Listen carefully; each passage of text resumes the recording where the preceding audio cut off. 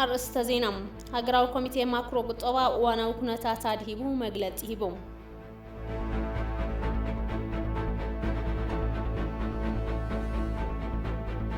ቤተክርስቲያን ኦርቶዶክስ ተዋሕዶ ኢትዮጵያ ካብ ተኽብሮም ዓበይቲ በዓላት በዓለ ስቕለት ኢየሱስ ክርስቶስ እቲ ሓደ ምዃኑ ተገሊጹ።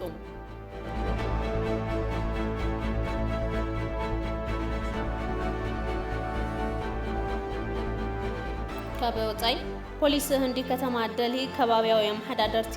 ሬሳታት ናይቶም ብሰንኪ ኮሮና ቫይረስ ዝሞቱ ሰባት ዝቃጸልሉ ቦታ ንኽደልዩ ሓቲቱ።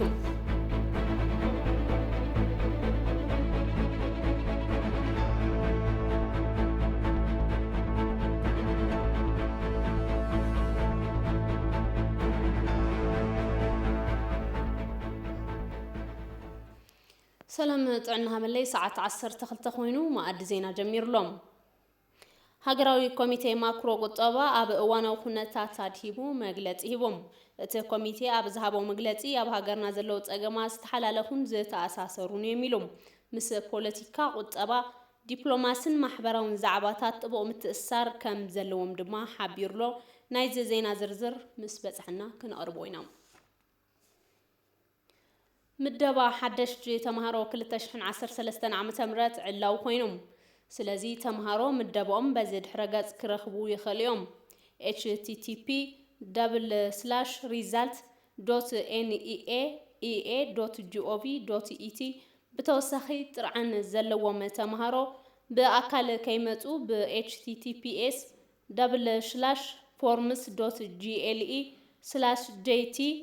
https://forms.gle/jt9l7f WEDDC 62 YLQ 7 ምሕታት ከም ዝኽእሉ ሚኒስተር ትምህርቲ ፍሊጡሎም። ዩኒቨርሲታት ክሳብ 30 ሚያዝያ 2013 ዓ.ም ኣድላይ ምድላው ገይሮም መቕባል ስለ ዝጅምሩ ተምሃሮ ምድላው ክገብሩ ኣተሓሳሲቡሎም። ቤተክርስቲያን ኦርቶዶክስ ተዋሕዶ ኢትዮጵያ ካብ እተኽብሮም ዓበይቲ በዓላት በዓለ ስቕለት ኢየሱስ ክርስቶስ እቲ ሓደ እዩ። እቲ በዓል ንኣዳምን ደቁን ዝተኸፈለ መስዋእቲ ፍቕሪ ከም ዝኾነ ብምሕባር ንዝፈትወና ጥራሕ እንተይኮነስ ንጸላእትና እውን ፍቕርን ርህራሄን እንርእየሉ ክኸውን ንኣብነት ዝተገበረ ምዃኑ መምህራን እታ ቤተ ክርስቲያን ተዛሪቦም። ከመስገን ሽፈራው ዋዲድዎሎ አብርሃም ፍስሐ። ቤተ ክርስቲያን ኦርቶዶክስ ተዋሕዶ ኢትዮጵያ በዓል ዓርቢ ስቕለት ብኣውርኡ ካብ እተኽብሮም በዓላት እቲ ቀንዲ እዩ።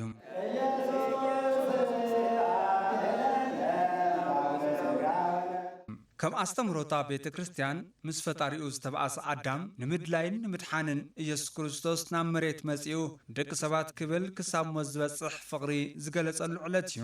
ነዚ ዓለም ንምድሓን ኢየሱስ ክርስቶስ ዝኸፈሎ ዋጋ ቤተ ክርስቲያን ኦርቶዶክስ ተዋሕዶ ኢትዮጵያ ሕማም፣ መግረፍቲ፣ ምስቃልን ሞትን ዝሕሰበሉ ዓብዪ በዓላ እዩ በዓል ዓርቢ ስቕለት። ክርስቶስ የተሰቀለው እሱ ምንም በደል ኑሮበት ወይም ደግሞ ችግር ኑሮበት ሳይሆን ኢየሱስ ክርስቶስ ዝተሰቀለሉ ዕላማ ንሱ በደል ሃሊዎ ወይ እውን ጸገም ሃሊዎ እንተይኮነስ ናትና ጸገም ንከራግፍ እዩ፣ ናትና ሓጢኣት ንምርጋፍ። ኢየሱስ ኣብ መስቀል ተሰቂሉ ደሙ ፈሲሱ ስጉኡ ቆሪሱ ንደቂ ሰባት መድሓኒቱን ፍቕሩን ሂቡ እዩ። ስለዝኾነ እውን በዓል ስቕለት ጎይታ ኢየሱስ ክርስቶስ ዝገበረልና ውዕለታ ኩሉ ብዘለና ዓቕሚ ንምዝካር ዝኽበር በዓል እዩ። ስቕለት ጎይታ ኢየሱስ ክርስቶስ ኣብቲ መስቀል ዝተረኣየ ፍቕሪ ንዝፈትወና ጥራሕ ዘይኮነስ ንጸልኡና ክነፍቅር ዘምህር እዩ ዝበሉ ኣቦታት እታ ቤተ ክርስቲያን ወዲ ሰብ ክንደይ ዝኣክል ክቡር ፍጡር ከም ዝኾነ ኢየሱስ ክርስቶስ ሰብ ንምድላይን ንምድሓንን ዝረኣዮ መከራን ዝኸፈሎ ዋጋን ምርኣይ የድልውን ይብሉ። የጌታችን የመድኃኒታችን የኢየሱስ ክርስቶስ የስቅለት በዓል ናይ ጎይታ ኢየሱስ ክርስቶስ በዓል ዓርቢ ስቕለት መዘከርታ ዝተሰቐለሉ መዓልቲ እዩ። ኣብዚ ጉዳይ ንሕና ደቂ ሰባት ክንሓስበሉ ዝግባእ በዲሉ ዘይፈልጥ ናይ ደቂ ሰባት በደል ተሸኪሙ ኢየሱስ ክርስቶስ ኣብ መስቀል ተሰቒሉ እዩ፣ ደሙ ፈሲሱ እዩ። ስለዝኾነ ኣብዚ ሰዓት እዚ ደሙ ኣብ ዘፍሰሰሉ ስጉኡ ኣብ ዝቆረሰሉ እዋን ኣቦይ ዝገበርዎ ይፈልጡን እሞ ይቕረበለሎም ኢሉ ንኻልኦት ሕማቕ ተግባር ዝፈጸሙ ኣካላት እንጽልየሉን እንሓስበሉን መዓልቲ እዩ። ስቕለት ኢየሱስ ክርስቶስ ስለ ኩሎም ደቂ ኣዳም ዝተፈጸመ እዩ ዝበሉ ቶም ኣቦታት ሃይማኖት ህዝበ ክርስቲያን ነዚ ተረዲኦም ካብ ምክፍፋልን ጽልኢትን ወፂኡ ብምፍቃርን ብምትሕስሳብን ኢየሱስ ክርስቶስ ዝኸፈለልና ዋጋ ተረዲኡ ክምለስ ይግባእ ኢሎም። በብዓመቱ ብሰዓብቲ እምነት ክርስትና ዝኽበር በዓል ዓርቢ ስቕለት በቶም ሰዓብቲ ዓብይ ቦታ ዝወሃቦ እዩ። ጎይታና ኢየሱስ ክርስቶስ ንደቂ ሰባት ክብል በዛሎም ዕለት ኣብ ልዕሊ መስቀል ምስቃሉ ብሰዓብቲ እቲ እምነት ዓብይ ቦታ ዘለውን ፍቅሪ ብተግባር ዝተራእየሉ ምዃኑን ኣብ ቤተ ክርስቲያን ኦርቶዶክስ ተዋህዶ ኢትዮጵያ ሰባኺ ወንጌል ዲያቆን ሄኖክ ሃይለ ተዛሪቦም በዓል ዓርብ ስቕለት እቲ እምነት ብዝፈቅዶ መሰረት ብምትሕሳብን ብፍቅርን ክኽበር ከም ዝግባእ ዲያቆን ሄኖክ ገሊጾም። የዛሬው ዕለት ለሌላው መኖርን የተማርንበት ዕለት ነው። ሎም ዕለት ንኻልእ ናይ መንባሪና ተማሂርና ናይ ካልኦት ጥፋት ምሕባእን ምሽካምን ከምኡውን ናይ በዓልኻ ጌርካ ምሕሳብ ኢና ተማሂርና። ብርክት መስዋዕትነት እውን ክሳብ መወዳእታ ብርኪ ሞት ዝበፅሐ እዩ። ዝኾነ ሰብ ፍቕሩ ንምግላጽ ክሞተልካ ዝብል ቃል ንድርሰት ንግጥሚ ወይ እውን ንስነ ጽሑፍ ክምቹ ይኽእል እዩ። ግን ዝኾነ ሰብ ናይ ካልእ ሞት ሞይቱ ኣይፈልጥን። ናይ ኢየሱስ ክርስቶስ እንተሪእና ግና ናይ ኩልና ሓጢአት ተሸኪሙ ዝተሰቐለሉ ዕለት እዩ ዓርቢ ስቕለት። እዚ በዓል ዝኽበር ቅድሚ 2000 ዓመተ ምህረት ኢየሱስ መስቃሉ ንምሕሳብ ጥራሕ ኣይኮነን። ንሱ ተሰቒሉ ሞይቱ እዩ። ሞይቱ ኣይተረፈን ተላዒሉ እዩ። ተላዒሉ እውን ኣይተረፈን ዓሪጉ እዩ።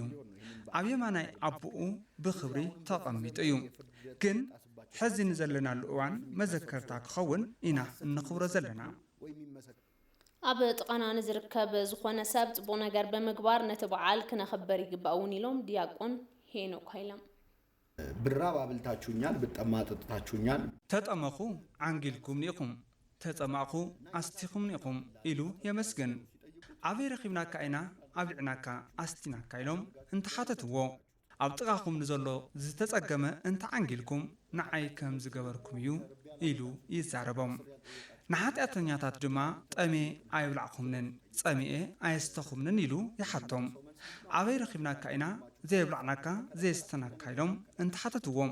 ዝምልሰሎም መልሲ ኣብ ጎንኹም ንዘሎ ዝተጸገመ ወገን እንተዘዓንጊልኩም ንዓይ ከም ዝኸልከልኩም እዩ ይብሎም። ስለዚ ኢየሱስ ክርስቶስ ኣብዚ ዘረብኡ እንታይ እዩ ዘምህረና? ውዕለታ ክትምልስ ተደሊኻ ኣብ ጥቓኻ ንዘሎ ወገን ምስ እትገብር ንክርስቶስ ከም ዝገበርካ እዩ ዝሕሰብ። በዓል ፋሲካ ብሰዓብቲ እምነት ክርስትና ብድሙቕ ካብ ዝበዓል በዓል ሓደ እዩ። ብምዃኑ ድማ ከይዲ ስነ ስርዓት ምስጋድ ዓርብ ስቕለት ኣብ ካቴድራል ቅዱስ ስላሴ ሃይማኖታዊ ስርዓት ሓልዩ እናተኻየደ እዩ። ኣብቲ ቤተ ክርስቲያን ሰባኺ ወንጌላት ዝኾኑ መምህር ዳዊት ተስፋይ ከም ዝሕብርዎ 40 ጾም ሎብ ዘበን ብዝሓሸ ግልጋሎት ከም ዝተፈጸመም ገሊጾም። ማለት ታፍቲ ናይ ዝሓለፈ ናይ ቀደም ዝነበረ ዘይብለይ ክከኣል እዩ። ግን ምስትና ዓም ነበረ ክና እናጻጽር ተለና ግን ናይ ለም ዝበን ብዝበለጸ ዝሓሸ እዩ። ዓሚ እቲ ዝሓለፈ ዓመት ማለት እዩ። እቱ ኮቪድ ሓድሽ ካብ ምዃኑ መጠን ብዙሕ ምእመናን ናሲና ነርና ተባይተ ክርስቲያን ተዓጽያ ነይራ እያ። ብዙሕ ግዜ ኣትዮም ክተቐድሱ ወይ ትኽእሉ ዝብል መምርሒ እውን ወፂኡ ነይሩ። ስለዚ ነታ ቤተ ክርስቲያን ዓብይ ፈተና እዩ ኮይኑዋ ነይሩ። ብጣዕሚ ፈታኒ ዝኾነ ግዜ እዩ ነይሩ። እቲ ናይ ሎሚ ዘበን ግን ብዝተኸኣለ መጠን ድሓን ዝኾነ ምእመናን እውን እናኣተዉ እናቐደሱሉ ዝጸንሑ እቲ ኣገልግሎት እውን ብዝሓሸ እናተኻየደሉ ዝጸንሐ ዓብይ ጾም እዩ ነይሩ። ስነ ስርዓት ምሕጻብ እግሪ ኣብ ሕማማት ኣብ ዕለተ ሐሙስ ካብ ዝተሳለጡ ተግባራት ሓደ ኮይኑ እዚ ድማ ትሕትና ደቂ ሰባት ዘምህር እዩ ኢሎም። ሐሙስ ምሸት ልቶም ደቀ መዛሙርቱ ዛርኦም መስዋዕቲ ግን እሱ ንዓለም መድሓኒት ኮይኑ ዝተቀደሰ ስግኡ ዝኸበረ ደሙ እንኩ ብልዕዎ እዚ ምስ በልዓኹም ናይ ዘለኣለም ህይወት ክትወርሱ ኢኹም ኢሉ ስርዓተ ቁርባን ሰሪዑ ካሊእ ዝረስዓዎ እቲ እግሮም ሓፂብዎም እግርኩም ስም ክሓፅበኩም ኣለኒ ኢልዎም። ብመጀመርያ ናብ ቅዱስ ጴጥሮስ ይኸይዱ እግርካ ክሓፅበካ እየ እዚ ኣርኣያና ምሳሌ ንዓኻት ምሳሌ ዝኸውን ካርኤኩም እየ ኢልዎ። ቅዱስ ጴጥሮስ ኣይተሓፅበኒ ኢልዎ ክሓፅበካ እየ لمنتاي سقاسي دتوم حواتكا دتوم مؤمنان كتحاصوم لك تتنا كتاريهم زلكا انا زي زغورو زلخوسي ارياك بكونكم ايه مثالي كونكم ايه سقات مسي نحاوكم نحفتكم اباكم ولادكم كتخورو كام زلكم تخابيركم كام تنورو مثالينا ارياك كونكم ييلو اغروم يونايتمنا حواريات حاصيبو زي مس حاصوم تايلوم كما زغبروا لبيصكم ازو زغبركو زي سقاتم نحدديو كريستيان نخون نودسه كله زي أرأينا مثال غيركم ني حواتكم اجر حصاو ناي احاتكم اجر ون حصاو بزبل أرأينا مثال هو مالتيو تو تقلل زباله او زاريو ነገር ታዩ ደቀ ሰባት ትሕታት ከሆኑ ሰው ዓብይ ዝኸውን ትሕትና ገብር ተለዩ ደቀ ሰባት ላዕላይ ከፍቱ ስለዘኾነ ሲ ትሕት ኢሎም ተኣዘዝክ ይኾኑ ንሰብ ከ ማሕበረሰብ ካገልግሉ ኣርአያና ምሳሌ ዝኸውን ዛርኤሉ መዓልቲ እዩ ማለት እዩ። እቲ ናይ ምእመናን እግሪ ዝሓፁ ተን ፓትርያርክ እዮም። ፓትርያርክ ማለት ብኢትዮጵያ ኦርቶዶክስ ናይ መጨረሻ በዓል ስልጣን ኣብ ናይታ ቤተክርስትያን መራሒ እዮም። ካብቶም ጳጳሳት ብላዕሊ ካብቶም ካህናት ኩሎም ብላዕሊ ዝኾኑ እዮም። እሶም ጉንብስ ኢሎም ናይቶም ጳጳሳት ናይቶም ካህናት ናይቶም ዲያቆናት ናይቶም ምእመናን እግሪኦም ዝሓፁ እዚ ማለት ከምቲ ቅድም ዝተናገርክዎ ናይ ቤተክርስትያን ኣስተምህሮ ምእዛዝ ተኾነሲ ክትእዘዝ ተኾነሲ ክትእዘዝ ከም ዘለካ ኣርአያ ክትኸውን ከም ዘለካ ምሳሌ ከም ክትኸውን ከም ዘለካ ትሕት ኢልካ ንደቂ ሰብ ክትኣገልግል ከም ዘለካ እዚ ዛርኢ ዓብይ በዓል እንትነኽብር ዘለና ብምክፋል ክኸውን ኣለዎ ዝበሉ መምህር ዳዊት በዓል ፋሲካ ሓልዮቱን ምትሕዛንን ፈጣሪ ዝፍጸመሉ መዓልቲ ምዃኑ ኣረዲኦም። ናይ በዓላት ተዓብይ ትርጉሙ በዓል ሰለስተ ነገራት ኣለዎ። ሓደ ብዋናነት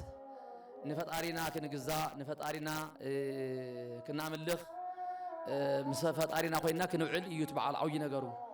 ተኻልኣይ ደግሞ እቲ በዓል ዓብይ ትርጉሙ ኩላትና ብሓደ ኮይና ተኣታቲና ብፍቕሪ ክንራኸብ ተራኺብና ዓርሲ ብዓርስና ክንረዳዳእ ዝገብር እዩ። እቲ ሳልሳይ ደረጃ ግን ከምቲ ቅድም ዝበልክዮ ድኻታት ክንረድእ እዩ። ዓብይ ናይ በዓል ትርጉሙ ድሕና ደሮ ሓሪድና ጤል ሓሪድና ወይ በጊዕ ሓሪድና ተኣኪብና ምስ ደቅና ክንበልዕ ተዘኾነሲ ነቶም ድኻታት ነቶም ዝረድእ ዘይብሎም እቶም ተስፋ ዘይብሎም ተስፋ ኮይና ድሕና ታብቱ ዘለና ታብቱ ዝረኽብናዮ ነገር ክናካፍል እዩ ዝነግረና። ፈጣሪ ንዓና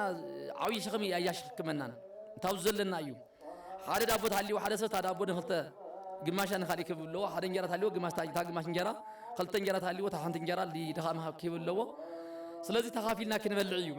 ስለዚ ኩላትና ነቲ በዓል ክናኽብር ተለና ነቶም ድኻታት ዛልዮም ነገር ክዳን ዲ ዛልዮም ዝብላዕ ዲ ዛልዮም ዝተይ ዲ ዛልዮም ብሓፂሩ እቲ በዓል ደስ ኢልዎም ክውዕሉ ድሕና ከፊልና እንታይ ሂብናዮም ናይ ክርስትያንና እምነት እንታይ ደስ ይብል እዩ። ብጣዕሚ ብኡ ምክንያት በሊዕና ውዕልና ፈጣሪ ተመስገን ኢሎም ንሳቶም ንፈጣሪኦም ካመስግኑ እዚ ንሓደ ሕድዩ ክርስትያን ታብ ሓደ ክርስትያን ብፍላይ ታባና ታብ ኦርቶዶክሳውያን ዝሕለው ነገር እዩ። በዚ መልክዑ ተሓሊፍና እቲ በዓል ብጣዕሚ ብሓቂ ናይ በረከት በዓል ናይ ጸጋ በዓል ክኸውን ኢልና ኩላትና ነቶም ድኻታት ክንሓስቦም ናይ ቤተክርስትያንና መልእኽቲ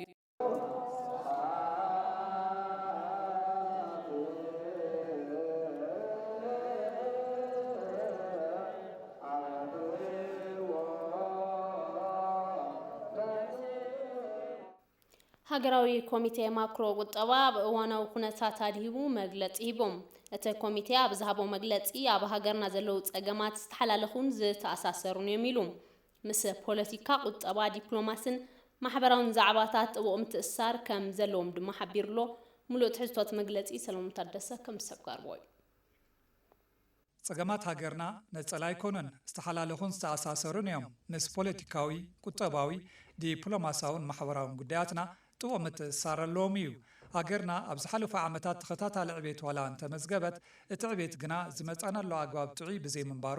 ጉድለት ጽሬት እቲ ዕቤት ቀንዲ ጸገም ኮይኑ ጸኒሑ እዩ። ካብዚ ዝተለዓለ ፍርያት ቁጠባና ኣዝዩ ትሑት እዩ ነይሩ። ዜጋታት ካብ ዕቤት እኹል ረብሓ ክረኽቡስ ይትረፍ ውፃእ ዝተገበረሉ ሃብቲ ብኣግባቡ ክምለስ ኣይከኣልን እዩ። ብኣሃዝ ዝግለጽ ዝነበረ ዕቤት እውን ብጽዕንቶ ልቓሕ ክቕጽል ኣይከኣልን። ኣብ ሃገርና ንዘጋጠመ ለውጢ ስዒቡ ብዝተገብረ ምምዕርራይ ቁጠባ እታ ሃገር ዜጋታት ብፍትሓውነት ተረባሕቲ ንኽገብር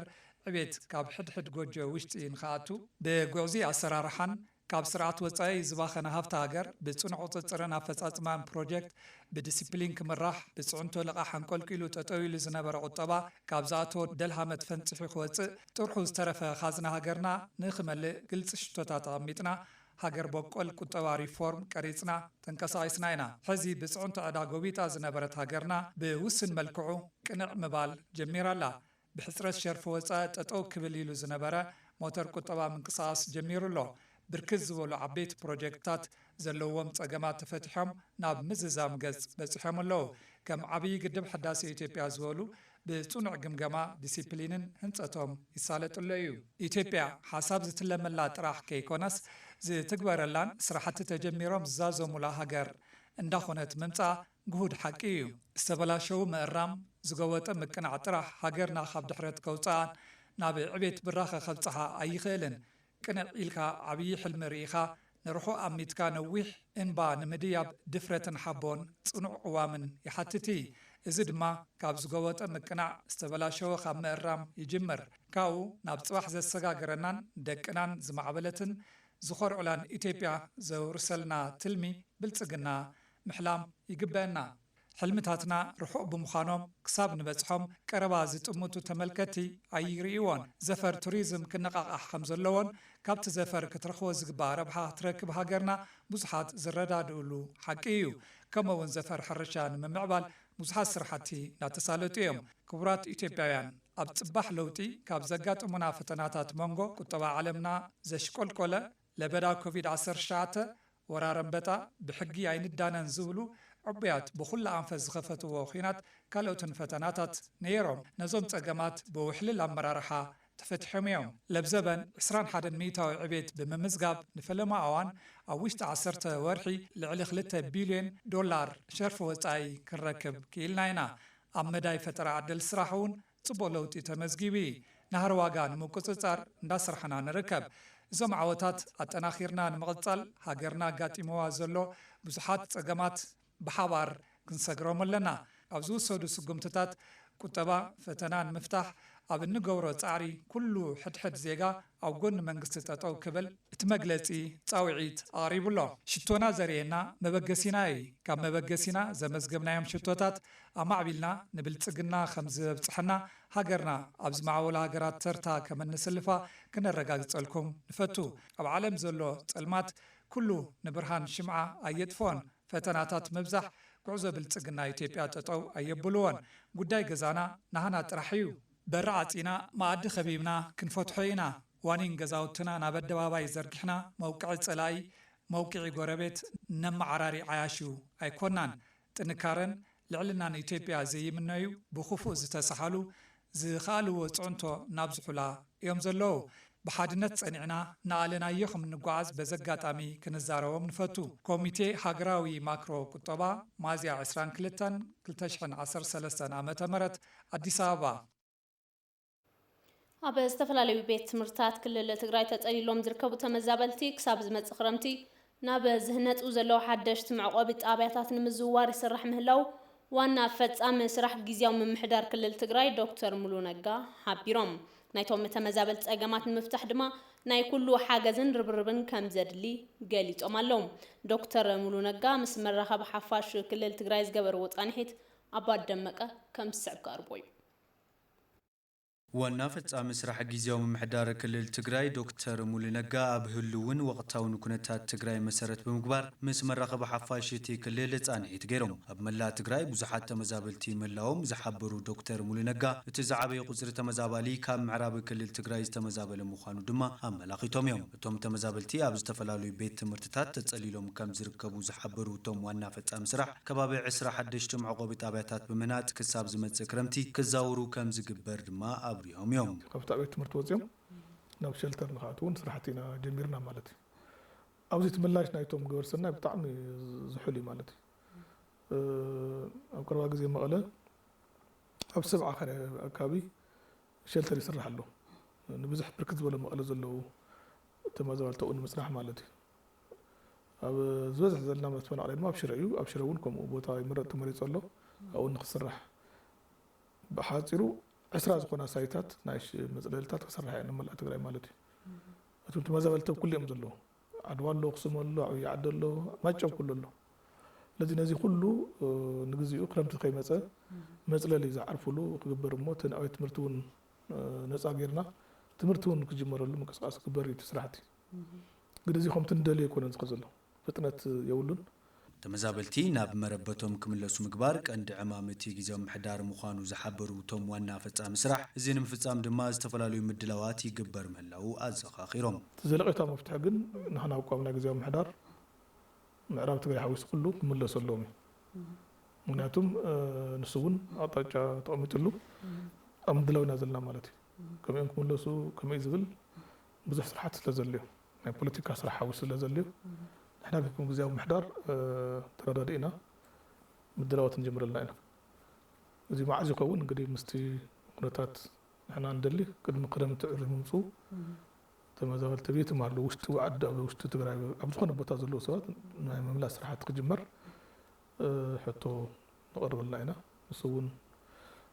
ناي دلوات راح تجمر طيطميتنا توم تمزابلتي سباو حاجز نكرخبو تي جزاو محدار مس حلاف زلفو اب مسرع كم زركب زغلصو دكتور مولنغا صقمات توم تمزابلتي نمفتاح كله كربارب كم زغبا دما صاوعي تقريبهم يوم مغبط راح يكون ندلي كون لعلي مغو زي يكون حاجزاتو دليهم قصاوس تللو نورتهم زودمو ملو كدان كيترف زي ولا ملو بزح صقمات زلو لازم زي تجزاو محدار بستقال متن مستزركب حاجز قصح ناغوري أو قد حلاف زلاف اللو بتأكل زي رب حاجز كم زلوا رينا هنا نسون نستقبل بيا جزينا تقاتلنا صرحنا نقبل زلنا تفتنا أخذ فيديو أو زي قرب مقدي هم زي عينة قوس خمس صار له نا كله متحوار يزرلي كله تقراويه كل أكل حزب زلون هون تحقق جزء مليون أكل حدنا تقول مليون بزحي تزيد لذي زي نام نور ماليس كان قتبل بزح صراحتي صبوينا له مالتي ሚኒስትር መከላኸሊ ፌደራል ኣብ ክልል ኣምሓራ ኣጣይን ከሚሴን ከባቢታት ዝተመዛበሉ ዜጋታት 2 ሚልዮን ብር ሓገዝ ገይሮም ሚኒስትር ምክልኻል ዶክተር ቀናይ ኣዴታ እቲ ገንዘብ ኣብ ዘረከብሉ እዋን ከም ዝተዛረብዎ ሚኒስትር ምክልኻል ሃገር ካብ ወራር ሓይሊ ካብ ምሕላው ሓሊፉ ኣብ ውሽጢ ሃገር ሰብ ስራሕ ኮነ ናይ ተፈጥሮ ሓደጋታት እንተጋጥሙ ማሕበራውን ኢኮኖሚያውን ሓላፍነቱ ኣብ ምውፃእ ይርከብ ኣብ ዝተፈላለዩ ክልላት እዚ ሃገር ናተፈጠሩ ዘለዉ ጎንፅታት ብሰለስተ መሰረታዊ ፀገማት ምዃኖም ገሊፆም ሰብኣዊ መሰል ዜጋታት ካብ ዘይምርግጋፅ ኢኮኖሚያዊ ኢፍትሓውነትን ዓመታት ሰፊኑ ካብ ምጽንሑ ሓሊፉ እዛ ሃገር ንምፍራስ ዝሰርሑ ናይ ውሽጥ እንደገን ሓይልታት ምህላዎም ከምኡውን ሓላፍነቶም ብኣግባቡ ዘይዋፅኡ ሓለፍቲ ኣብ ውሽጢ መዋቕር መንግስቲ ምህላዎም ምዃኑ እቶም ሚኒስትር ሓቢሮም እቶም ፀገማት ንምፍታሕ እናፃዓረ ዘሎ መከላኸሊ ሰራዊት ሓዊሱ ንሓይልታት ፀጥታ ንምድጋፍ ኩሉ ዜጋ ንኽሰርሕ እውን ዶክተር ቀንኣ መልእኽቲ መሓላሊፎም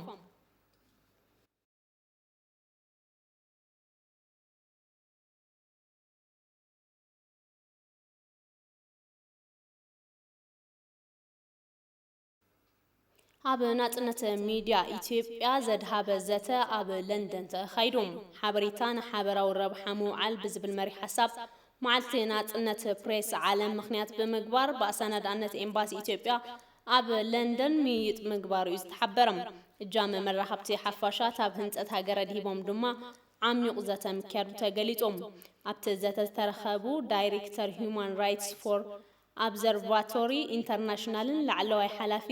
ቫሌሪ ፔይ ኣብ ኢትዮጵያ ዝተጀመረ ሪፎርም ሚድያ ተጠናኺሩ ክቕፅል ኣተሓሳሲቦም ምክትል ዳይሬክተር በዓል መዚ መራኸብቲ ሓፋሽ ኢትዮጵያ ኣይተ ዮናታን ተስፋዮም ሃገራዊ ለውጢ ስዒቡ ናጻነት ፕሬስን መሰል ምርካብ ሓበሬታን ዝሕሉ ብዙሓት ሕግታት ምምሓሾም ገሊጾም ዋና ጸሓፊ ፌደሬሽን ጋዜጠኛታት ዓለም ጀረሚ ዲር ብወገኖም ኣብ ኢትዮጵያ ምምሕዳር መራኸብቲ ሓፋሽ ብምንኣድ ዓቕሚ መራኸብቲ ሓፋሽ በብእዋኑ ክህነፅን ክመሓየሽን ከም ዝግባእ ተዛሪቦም ዋና ኤዲተር ጋዜጣ አዲስ ፎርቹን ዝነበረ ፋሲካ ታደሰ መንግስቲ ናጽነት መራኸቢ ሓፋሽ ክሕሉ ይግባእ ኢሎም ኣምባሳደር ኢትዮጵያ ካብ ብሪታንያ ተፈሪ መለሰ ኣብቲ ዘተ ተረኺቦም ከም ዝበልዎ መንግስቲ ካይዶም ካብ ዘለዉ ምምሕያሻት እቲ ሓደ ነጻነት መራኸቢ ሓፋሽ ምዃኑ ኣብሪሆም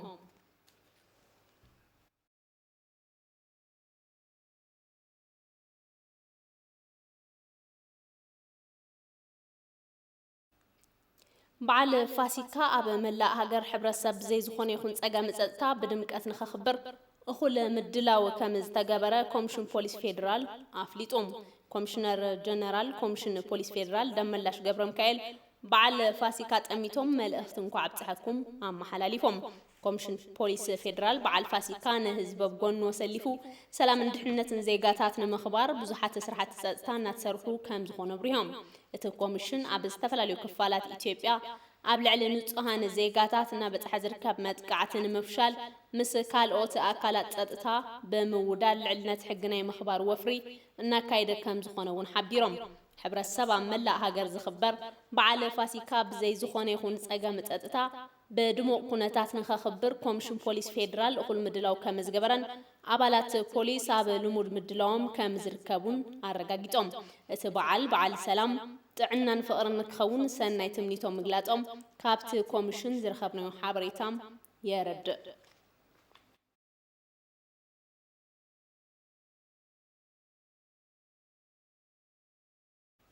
በዓላት ዓርበ ስቕለትን ፋሲካን ምኽንያት ብምግባር እዋኑ ዘገናዘበ ትልሚ ፀጥታ ኣውፂኡ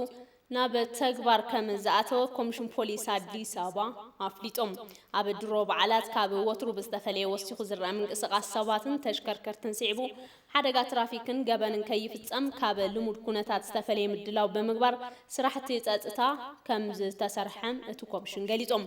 ዳይሬክተር ርክብ ህዝቢ ኮሚሽን ኮማንደር ፋሲካ ፈንታ እቶም በዓላት ብዘይ ዝኾነ ይኹን ፀገም ፀጥታ ንኽኽበሩን ቦታታት ዕድጊትን ትካላት እምነትን ሓዊሱ ኣብ ዝተፈላለዩ ከባቢታት ገበናት ከይፍጸሙ እዋናዊ ኩነታት ፀጥታ ዘገናዘበ ትልሚ ብምውፃእ ንኣመራርሓታትን ኣባላቱን ግንዛበ ብምሃብ ናብ ተግባር ከም ዝኣተወ ገሊጾም ንፖሊሳዊ ኣገልግሎታት ይኹን ንሓበሬታ ንምሃብ ብናፃ መስመር ስልኪ 991 ከምኡውን بقطر سلكي بادو حدا 11 بادو 11 متقام كم زكال زغلطو كوماندر فاسيكا فنتا حبر السب على المخبر مسز قبر ومنقسقاس تتحاحزو غبن زفصمو القساباتون اغاطامي بمتقام تمساسيلوم سلازنقساسو ادلاي زبل ጥንቃቄ ምግባር ይግባይሎም ኮሚሽን ፖሊስ አዲስ አበባ ንመላእ ተኸተልቲ እምነት ናይ እንኳዕ ጽሕኩም መልእኽቲ ብምባል እቲ በዓል ናይ ሰላምን ሓጎስን ኸውን ሰናይ ትምኒቱ ምግላጹ ካብቲ ኮሚሽን ዝረኸብናዮ ሓበሬታ የመላኽት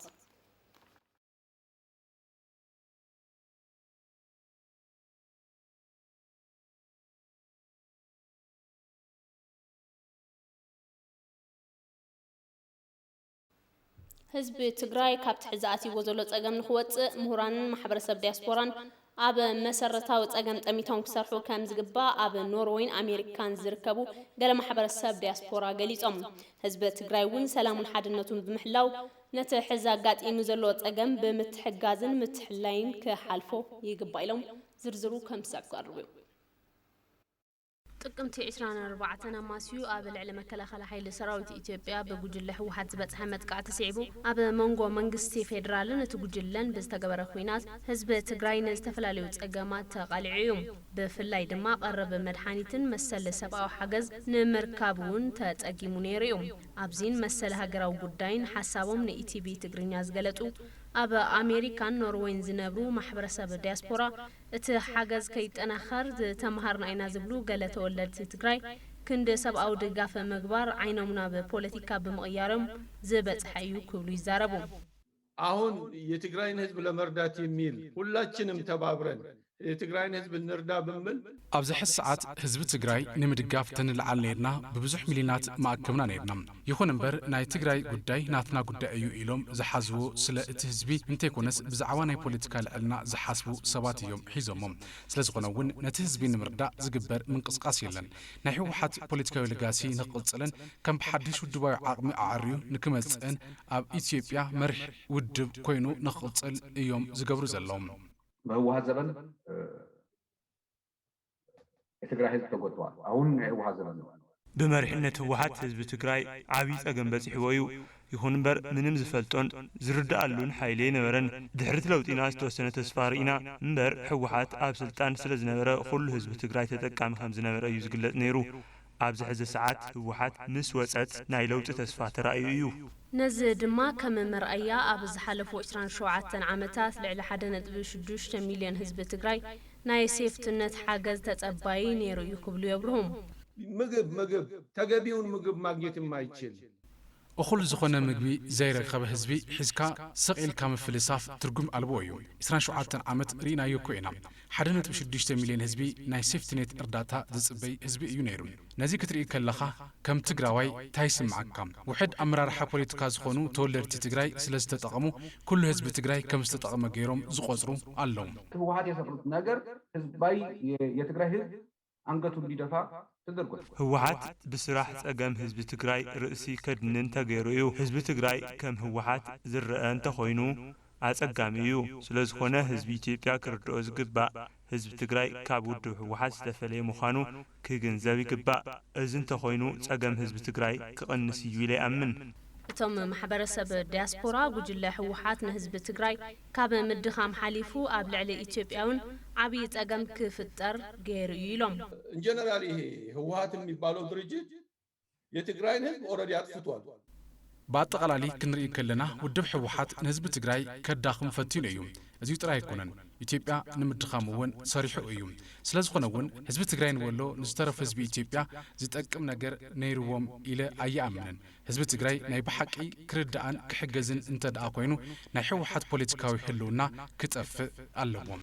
ኢትዮጵያውን ህዝቢ ይሁን ሌላው መረዳት ያለበት የትግራይ ህዝብ ማለት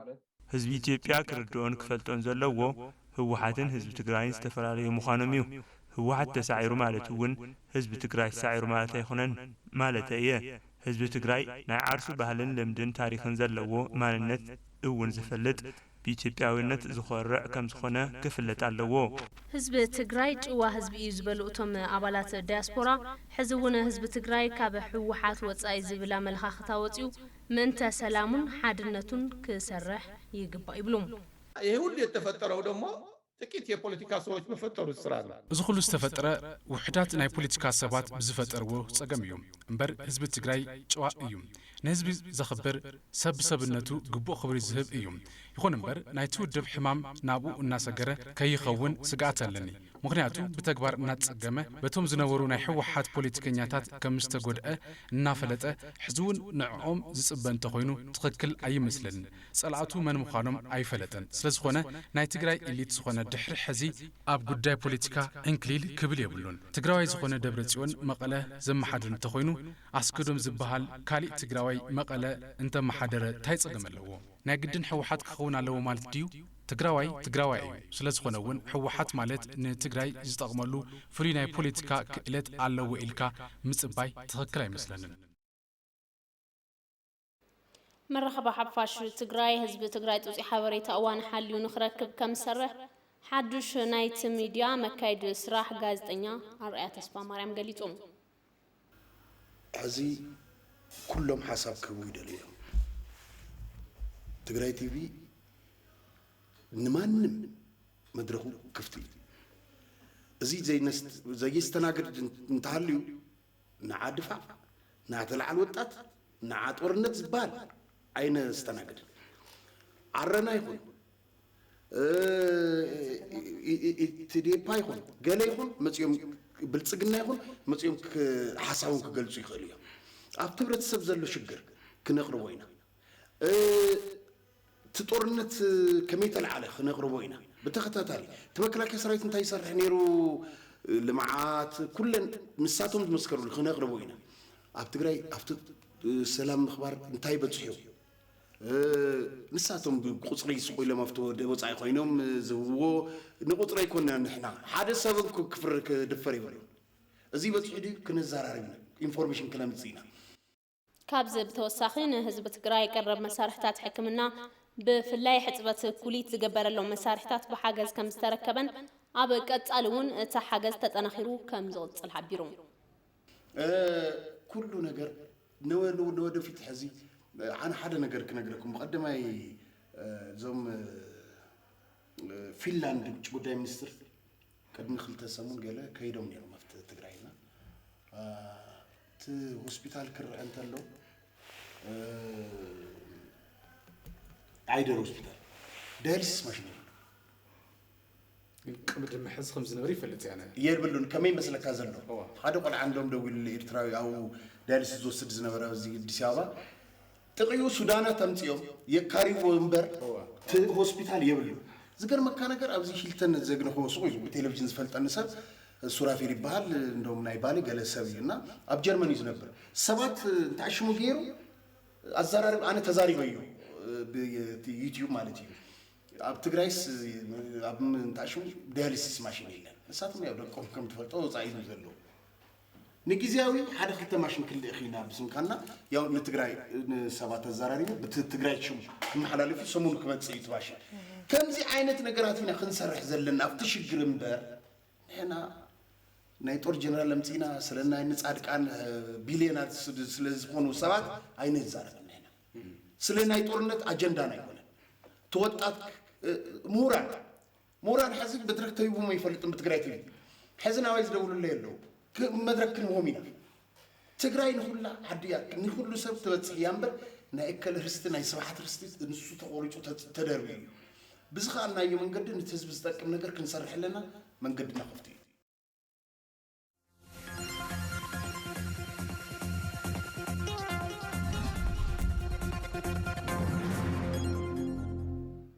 ቅድመን ድሕርን መረጻ ክፈጠሩ ዝኽእሉ ጸገማት ንምእላይ ምይጥ ክካየድ ከም ዝግባእ ፓርቲታት ፖለቲካ ገሊጾም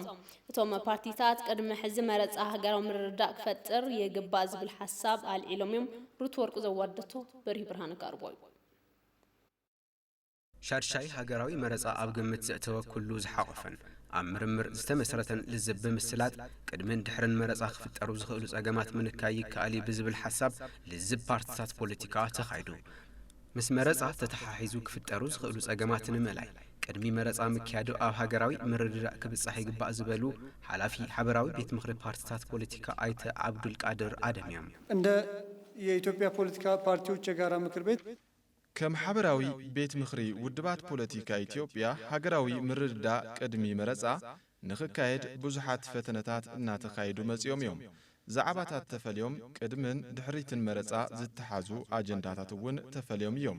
كوينو غنا بستفترو صقمات صتان لبدا كوفيد 19 ابزوم اجنداتات زيوم كيتميايطنا ناب مرصا اناتنا ينانرك مساي هاغراو مرصا ديموكراسياوي طرح كيكونس مساتفاي كخوني غبا زبلو توكالي بارت بلصقنا دكتور نغاري لينچو كلهم تنحنحت بارتيات بوليتيكا مع رعدل كوهابون حبرتسبون او اخل حبريتان غنزابن استمسرته مرصان خكايد ادلات كفطرو يغبا يوم مرجا ግቡን እንዲመታ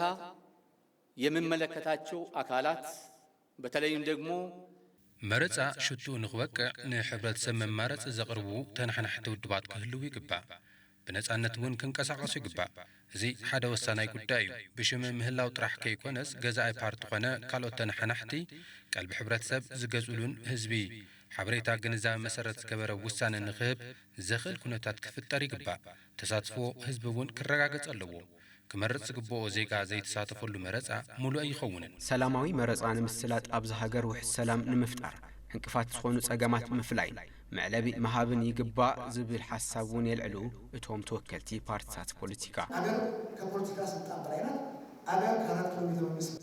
هاجر لعلي بوليتيكاوي سلطانيا هاجر لعلي بيت منغستي 4 كيلويا هاجر لعلو خلويا كتلو خلايو اب ومبر مصنح زكال انت زي ليا ايكونندو اب سلطان اب غزا منبر ون كبديو سلازي نزي اب قمت مئتاو يدلي مبغس تسقمون مرعي يدلي بخمينا غونصታት ቀዲምና ክንፈትሖም ነይሩና እዚ ጎንፂ እናተጋደደ በምጽኡ ምኽንያት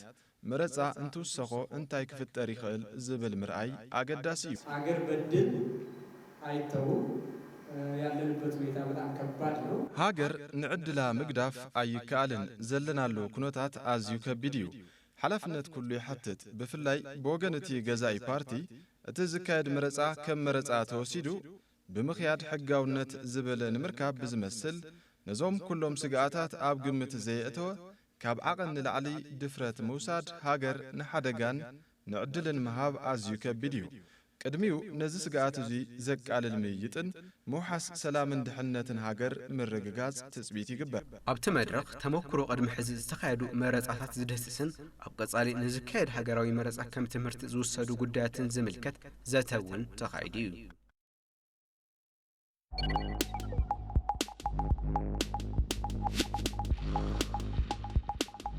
بمراጻይነት ንምምዝጋብ ዘብቅዑ መዐቀነታት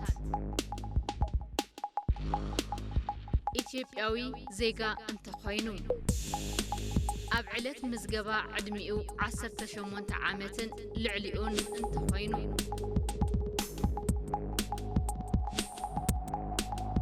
ኣብቲ መረጻ ክልል እንተወሓደ 6 ወርሒ እንተነይሩ ብመራጻይነት ክምዝገብ ይኽእል እዩ بمراጻይነት ንምምዝጋብ ዘየብቅዑ መዐቀነታት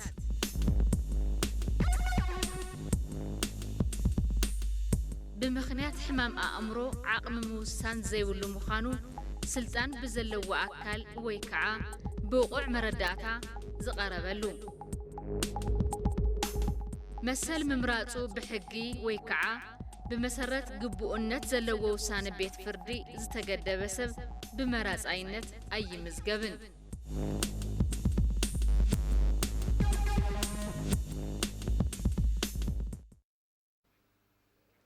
ሓቢርካ መንባርን ሕውነትን ንምስጣም ብምሕሳብ ዝተሰናድአ መርሃ ግብሪ ጸሎት ሓምስን ረመዳን ኢፍጣርን ትማል ምሸት ኣብ ከተማ አዲስ አበባ ተኻይዱ።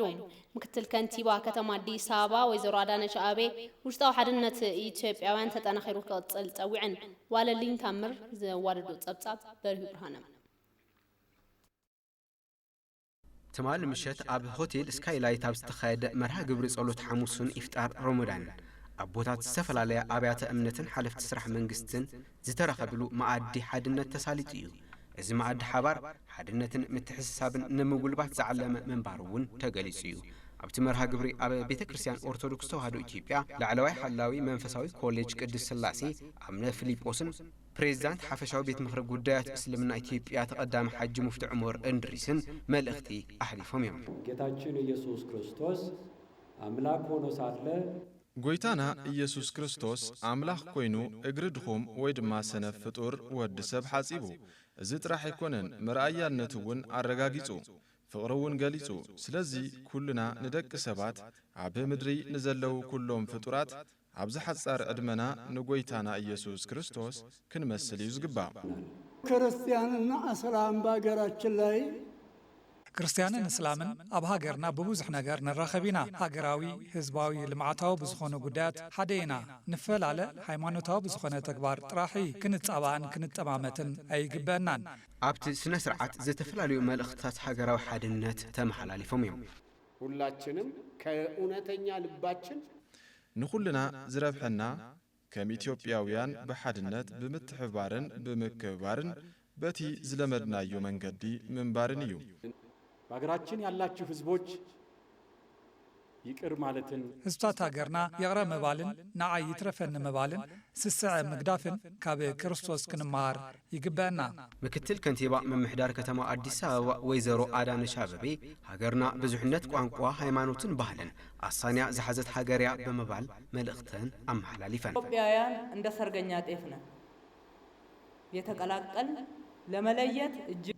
ኢትዮጵያውያን ከም ሰርጌን ጣፍ ዝተሓዋወስና ኢና ንምፍልላይ ኣዝዩ ዝኸብድ ሕብረት ዘለና ኢና። እዚ ዝተሓዋወሰ መንነትና ፍጹም ፍልፍል ጥንካረና እምበር ዝፈላለየና ኣይኮነን ክነጻጸል ዝኽእል እውን ኣይኮነን።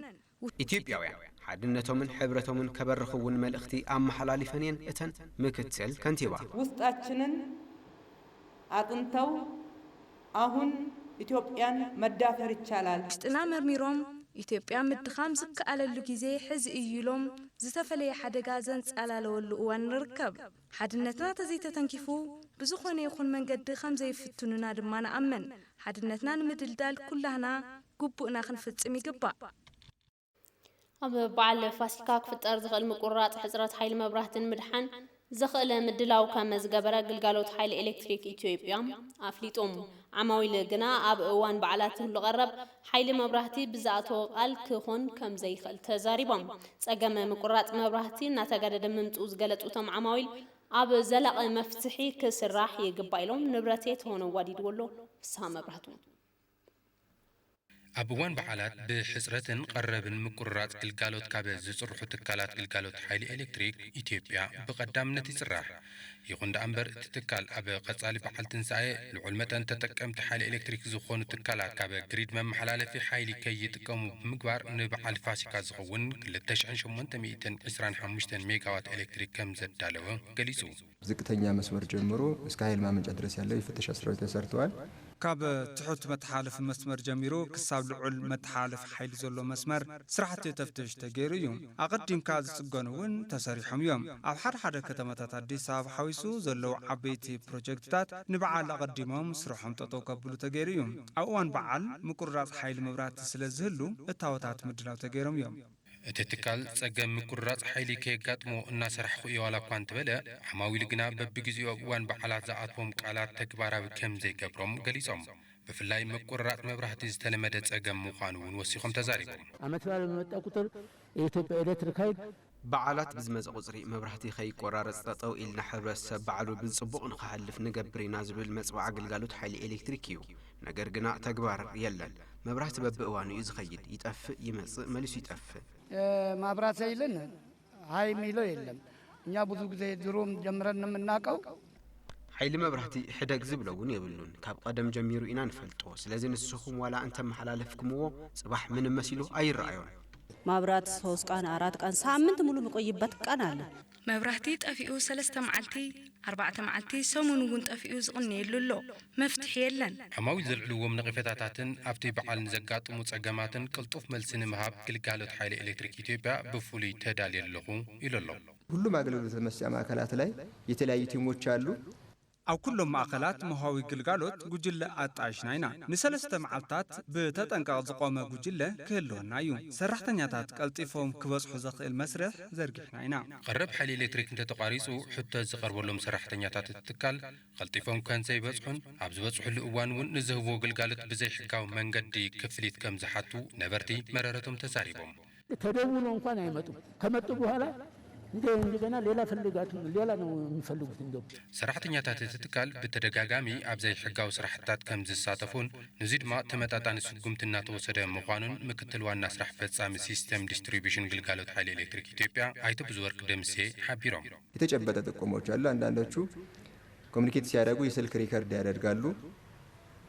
መርትዖ ዘለዎም ሓበሬታታት ኣለዉ ክዘራረቡ ከለዉ ብስልኪ ምቕዳሕ ኣሎ እዩ እቲ ዝተቐድሐ ወሲድና እንገብሮ ተግባር ኣሎ ስጉምቲ ንወስድ ኢና ዝተባረሩ ኣለዉ ኣብ ቤት ህንፀት ዘለዉ እውን ኣለዉ ሕብረተሰብ ክሕግዘና ኣለዎ ወሃብን ተቐባልን ገበነኛታት እዮም ከምዚ ዓይነት እንተጋጥም 9-5 ተጠቒሞም ክሕብሩልና ኣለዎም ነዚ ስዑልና ስጉምቲ ንወስድ ኢና ኣብ እዋን በዓል ክፍጠር ዝኽእል ሕፅረተ ሓይልን ክፍጠር ዝኽእል ሓደጋን ንምክልኻል ዓማዊል ሓይሊ ቆጣቢ መሳርሒ ክጥቀሙ ከም ዝግባእ ተገሊጹ ከምውን ጽዕንቶ ተጠቃሚ መብራህቲ ኣብ ዝቕንሱ ንኽጥቀሙ ግልጋሎት ሓይሊ ኤሌክትሪክ ኢትዮጵያ መልእኽቱ ኣመሓላሊፉ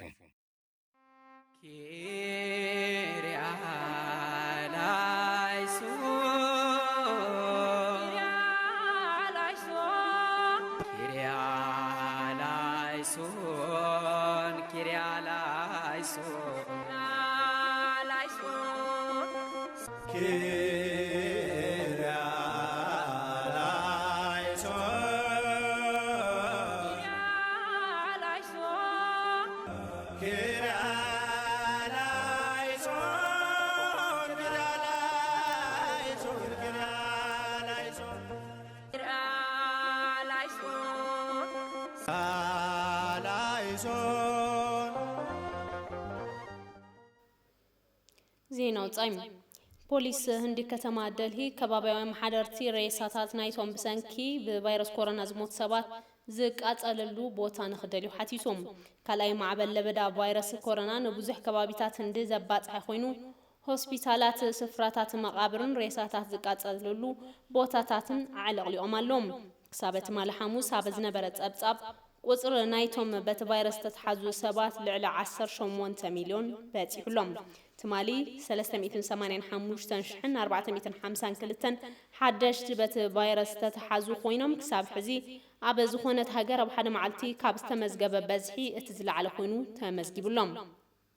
بحافشة تمالي كابست مزجبة 3,500 موت ات 400 اب كتما دلهيوم هوسبيتالات بحصرة أكسجين عاراتن اب تتقمال اوان بزحات سبات اب محبراو ميديا ناوتو حاجز يحاتولهم هندي بسنك فيروس كورونا لعل 300 موت امزجبالام حدا العلوى ابال بوليس كتما دلهي بزحات سبات نتوم بفيروس كورونا زموت ابالات سدروم اب زي فقد بوتا نوسدو كقبروم كم تجمر قاليتوم بزي مخنياتنا ريساتات زقاطللو توسختي بوتاتات نخدالو نحت زلنا خبل نحدا مدبر تلفزيون تزاريبوم منغست هند تو فيروس نمقصار اب زوسدوم زلو سغومتات كمون غوسغواسات مرصان هايمانوتاوي فيستيفالاتن ككايدو بمفقاد نقفيتاتات يبصحلهم ابز وان كاب امريكا استلاخو ناي اوكسجين ماشينن فنتليتراتن زركبهم حاجزاتنا وتحكمنا نابت هاجرات يمالهم